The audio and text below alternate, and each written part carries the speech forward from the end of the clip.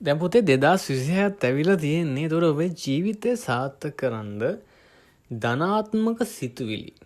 ඒ වගේම ඔබට උදේ පාන්දර කියන්න පුළුවන් ඉතාමත් ධනාත්මක දේවල් 5ක් අරගෙන තමයි දැන් ඇවිල්ලා ඉන්නේ මම. ඉතින් ඕගොල්ලන්ගේ ජීවිතය කන පිට හැරෙනවා කියලා මට ෂුවර්.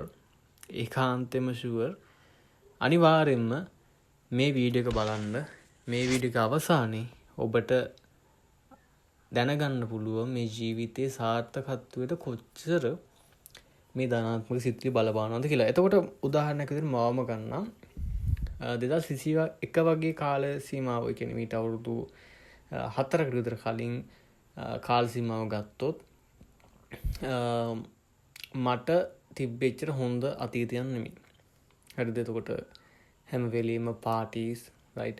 එතකොට මත්ද්‍රව්‍ය වලට ඇබ්බැහි වුණ ජීවිතයක් වගේ තමයි නිකක් තිබ්බේ. හරිද? නමුත් 2022 මගේ ජීවිතේ ඉතාමත් පෙරලියක් සිදු වුණා. හරිද? මොකද මිනිස්සෙක් නැගිටින්න මිනිස්සෙක් වැටෙන්න බෑනේ.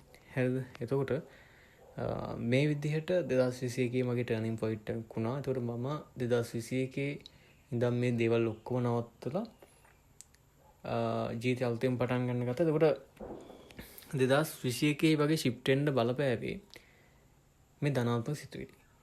එතකොට උදාහරණයක් විදිහට මම කියන්නම් ඔයාට මගේ ආර්ථිකමය පැත්ත, ඒ වගේම ආධ්‍යාත්මික පැත්ත, එතකොට ශාරීරික සහ මානසික සෞඛ්‍ය පැත්ත මේ සියල්ලම මේ ධනාත්මක සිතුවිලි සහ මේ ධනාත්මක ස්වයංයෝජන නිසා මගේ ඊටමත් දිනුනලා තියෙනවා. එතකොට පුතේ ධනාත්මක සිතුවිලි 5ක්. එහෙම නැත්නම් ස්වයංයෝජන කියන්නත් පුළුවන්. මේ 5 පොඩ්ඩක් උදේට කරලා බලන්න. පොඩ්ඩක් නෙමෙයි අනිවාර්යෙන්ම. මොකද අද පළවෙනිදා හින්දා මේක ඔයා දකින්නෙත් අනිවාර්ය ජනවාරි පළවෙනිදා මම මේ වීඩියෝ පබ්ලිෂ් කරන හින්දා. හැබැයි ඊට පරක් වෙලා හය දකින්න ඇති කමන්න ඉස් ඕකේ. not a problem. ඉතින් මේ විදිහට ඔයාට 5ක් කියන්න පුළුවන් නම් වැඩි ඕනේ නැහැ. ධනාත්මක සිතුවිලි 5ක් කාවද්ද ගන්න පුළුවන් නම් ලොකු ඔයාට ගේන් එකක්. එහෙම නැත්නම් වර්ධනයක් ඔය ජීවිතේ ගන්න පුළුවන්. ඒතර මේක එකිනෙකට සාපේක්ෂ වෙන්න පුළුවන්. ඔයා වෙනස් කරගන්න කිසිම අවුලක් නැහැ. පළවෙනි එක විදිහට මම කියනවා මම ගොඩක් ශක්තිමත් කෙනෙක්. මම ගොඩක් ශක්තිමත් කෙනෙක්. මම ගොඩක් ලස්සන කෙනෙක්. මම ගොඩක් ලස්සන කෙනෙක්. මම ආර්ථිකමය වශයෙන් ඉතාමත් ශක්තිමත්. මම ආර්ථික වශයෙන් ඉතාමත් ශක්තිමත්.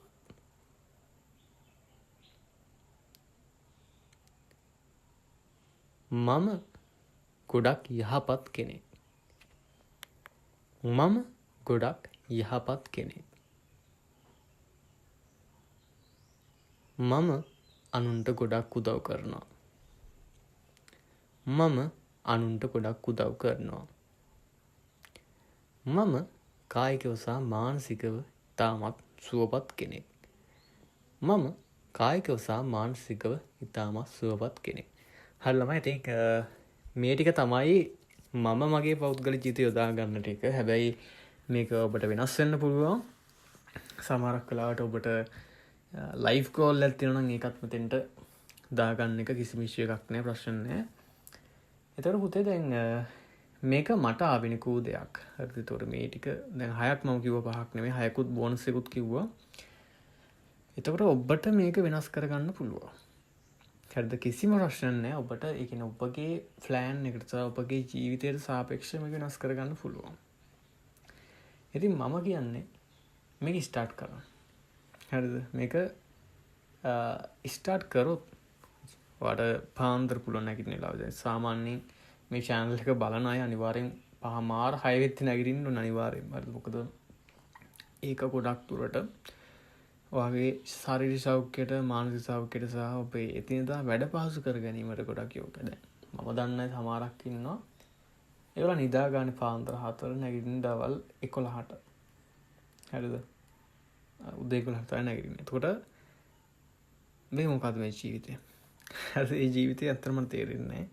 ඒ කියන්නේ රාත්‍රී කාලයක් දීලා තියෙන සබහාතාවම මිනිසුන් රෙස්ට් එකක් ගන්න. රයිට්. උදෑසන ඉර අවදිනොත් එක්කම අවදින තමයි මේ ස්වභාවදහම මේ රූල් එක හදලා දෙන්නේ. ඉතින් මේක මුදල් ගැන ප්‍රශ්නයකුත් නෙමෙයි. ඒ කියන්නේ සමහරක් වෙලාවට එහෙම නිදා ගන්නට හොඳ මුදල් තියෙනවා. නමුත් Tamanට ජීවිතයක් තිබිය යුතුයි.